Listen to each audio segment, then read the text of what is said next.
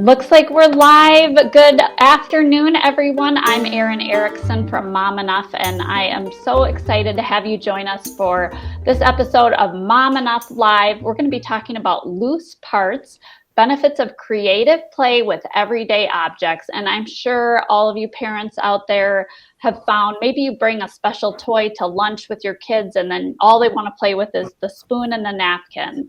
Or maybe they found a milk cap on the floor, hopefully if they're not super little, but that they start creating some sort of launcher out of that. So we all can see and imagine those times when our kids have played with everyday objects. But there are actually some really important benefits of playing with these objects. And our guests today from Mom Enough supporting partner Kinderberry Hill Childhood Development Centers are going to tell us all about these benefits. Our guests today are Sara Reichstadt, who has been with Kinderberry Hill for over 20 years. While the first half of her career was spent in the classroom and in management roles, Sara has been the education coordinator for Kinderberry Hill for nearly a decade. She oversees development for classroom and enrichment activities for teachers in all areas of curriculum, including assessment, early literacy, as well as guiding them in the Reggio Emilia approach. So we are so thrilled to have Sara here with her many, many years, decades of experience. Our other guest today is Megan Howard, and she's been with Kinderberry Hill for 9 years. Formerly a toddler teacher at Kinderberry Hill Woodbury, Megan has transitioned into the role of operations coordinator in 2021.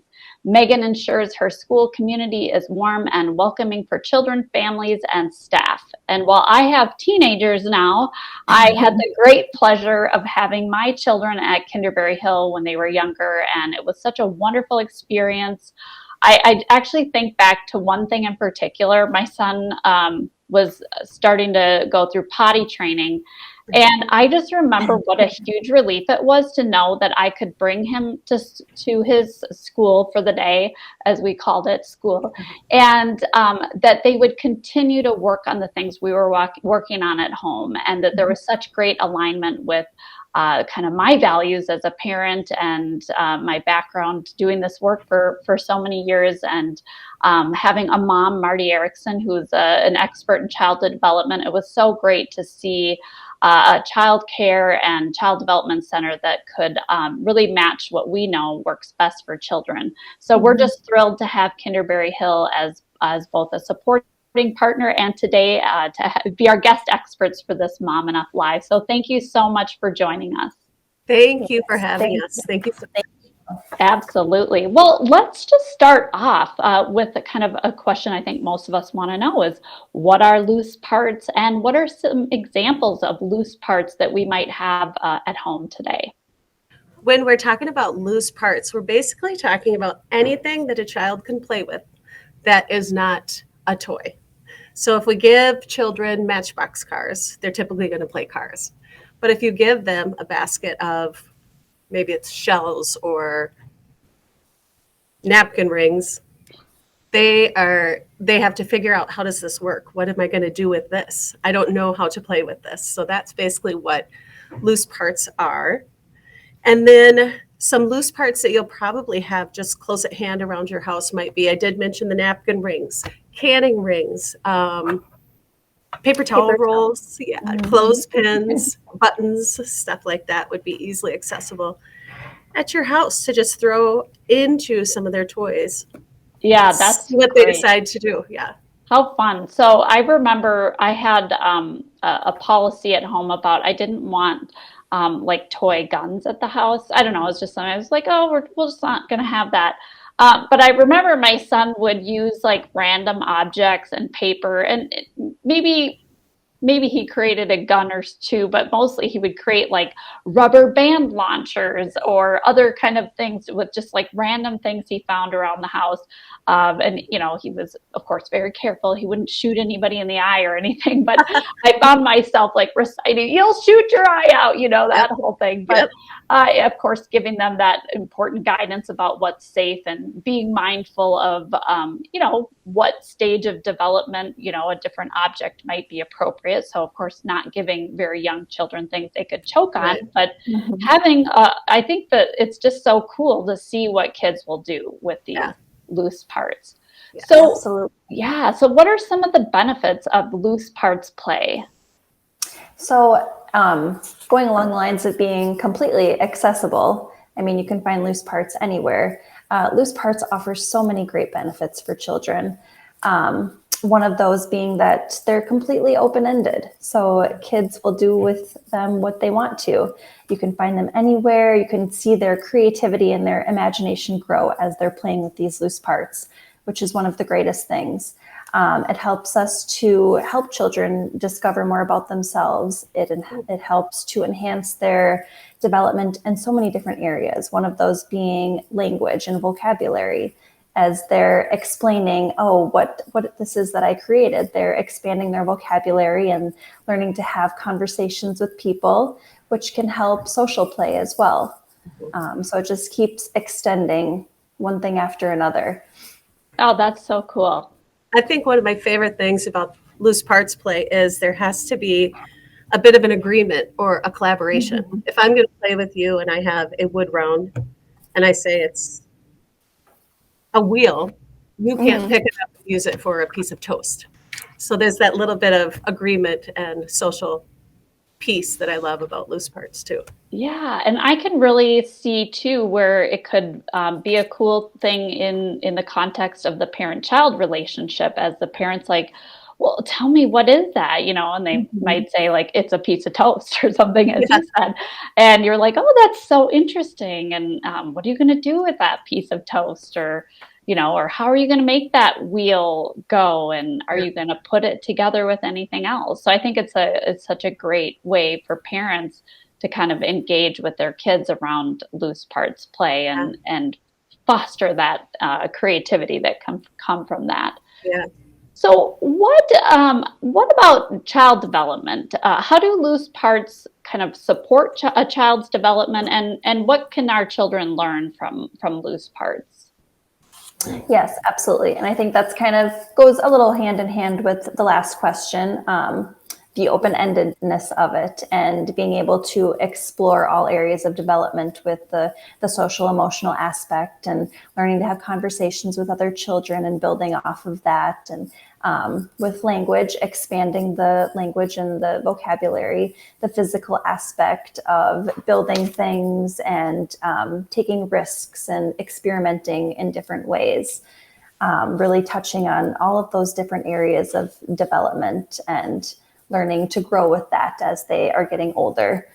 Yeah, I bet it really helps to build a sense of competence too, Yes. as they kind of see that they're able to do something. I mean, really create something out of nothing in so Yes, many ways. It's like, oh, wow, how did that, piece of cardboard and that old strip of fabric and the rubber band become the rubber band launcher? Yeah.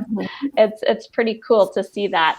So, how can parents introduce loose parts play at home? So let's say, they've never done this. Maybe they have all the toys that so many of us have at home that, you push this button and it makes something happen, or, they're kind of preconceived sets. So how do we introduce this in the home environment? There's a couple things to think about. When you're introducing loose parts, it's always easy to kind of add them to like blocks.